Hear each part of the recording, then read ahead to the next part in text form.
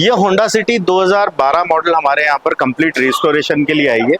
Customer ने अभी ये गाड़ी यूज्ड गाड़ी परचेस करी है और उनका ये था कि ये गाड़ी आप मुझे कंप्लीट करके दीजिए, क्योंकि इसके अंदर इंजन में भी काम है, इसके गियर और क्लच में भी काफ़ी काम है।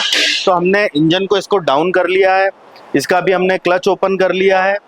अब ये कंप्लीट मैकेनिकल जॉब जब इसका कंप्लीट हो जाएगा, सस्पेंशन में भी इसके काम है, ब्रेक में काम है, तो कंप्लीट सस्पेंशन और ये सारा होने के बाद में मैकेनिकल वर्क जब कंप्लीट हो जाएगा, उसके बाद में इस गाड़ी को हम पेंट शॉप में भेजेंगे और वहाँ से हमारी पेंटिंग स्टार्ट होगी।